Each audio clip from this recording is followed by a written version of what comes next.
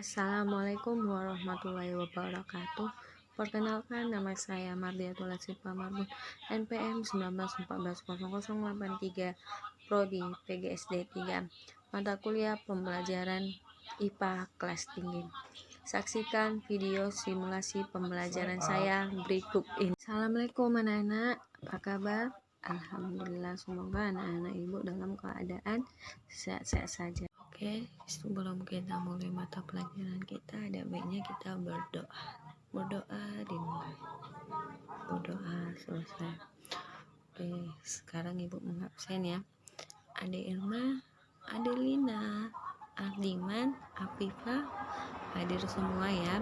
Semoga anak-anak ibu hadir semua biar bisa mengikuti mata pelajaran pada pagi hari ini dan sehat ya. Oke, sekarang kita masuk ke materi ya. Materi kita pada pagi hari ini yaitu ciri-ciri makhluk hidup ya. Ciri-ciri makhluk hidup ini ada 6. 1. Setiap makhluk hidup memerlukan makanan. Misalnya, makanan berguna sebagai sumber energi atau tenaga untuk melakukan kegiatan bergerak dan berkembang biak. Makanan tumbuhan adalah air dan mineral di dalam tanah zat hara. Oke, udah paham ya, setiap makhluk hidup memerlukan makanan ya kan, misalnya air dan mineral. Nomor 2, makhluk hidup bergerak. Misalnya makhluk hidup semua bergerak atau berpindah tempat, sedangkan tumbuhan bergerak tidak berpindah tempat. Oke. Alat gerak makhluk hidup adalah sebagai berikut. Ada 6 juga. 1. Manusia bergerak menggunakan kaki sehingga dia bisa berjalan, berlari, dan melompat. 2. Ular bergerak merayap atau melata menggunakan otot perutnya. 3. Katak bergerak melompat dan berenang menggunakan kaki.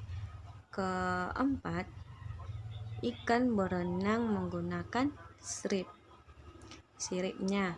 5. Burung terbang menggunakan sayapnya. 6. Tumbuhan. Meskipun kelihatannya tidak bergerak, tetapi sebenarnya tumbuhan bergerak. Namun gerak tumbuhan tidak berpindah tempat. Misalnya bunga yang mekar. Batang bergerak menuju sinar matahari dan akar tumbuhan yang memanjang mencari mineral di dalam tanah. Oke, paham ya? Makhluk hidup bergerak. Sekarang nomor 3, makhluk hidup tumbuh. Oke, pertumbuhan bertambah besar, tambah tinggi, dan tambah berat. Fase pertumbuhan manusia yaitu lahir ataupun bayi, sampailah ke balita dan anak-anak dan remaja, dewasa, dan lansia. Oke, misalnya kalau contoh hewan ini mengalami pertumbuhan menjadi semakin besar. Oke, tumbuhannya biji atau tunas, tumbuhan menjadi besar dan tinggi. Itu yang dimaksud dengan makhluk hidup tumbuhan. Nomor 4, makhluk hidup bernapas. Manusia dan hewan bernapas menghirup oksigen apa? Ayo. O2 dan mengeluarkan karbon dioksida CO2. Oke, alat-alat pernapasan makhluk hidup, ada yang tahu siapa?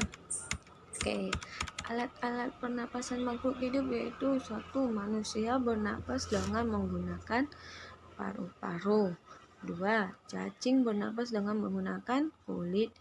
3. Sapi, kambing, kucing, atau mamalia bernapas dengan menggunakan paru-paru. 4. Ikan bernapas dengan menggunakan insangnya. 5. Katak muda atau beruduh bernapas dengan menggunakan insang katak dewasanya. 6. Serangga bernapas dengan menggunakan apa? Tarkehai. 7. Burung bernapas dengan menggunakan pundi-pundi udara ataupun kantung udaranya. 8. tumbuhan bernapas dengan menggunakan stomata atau mulut daun, atau lentisel, kulit, dan akar. Itu yang dinamakan makhluk hidup yang bernapas. Oke, kita masuk ke nomor 5. Makhluk hidup berkembang biak. Misalnya berkembang biak artinya bertambah banyak. Tujuan berkembang biak adalah melestarikan jenisnya agar tidak punah.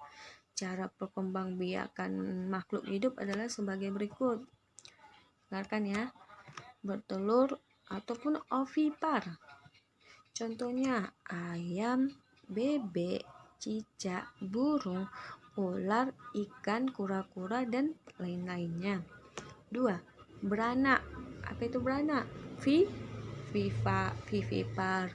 Contohnya manusia, sapi, kerbau, kuda, kambing, gajah, dan kanguru, dan lain-lainnya.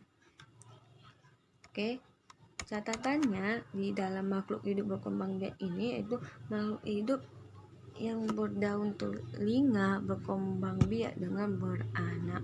Makhluk hidup yang tidak berdaun telinga berkembang biak dengan bertelurnya. Oke, yang terakhir, makhluk hidup peka terhadap rangsangnya. Berarti makhluk hidup itu peka terhadap rangsangnya sendiri.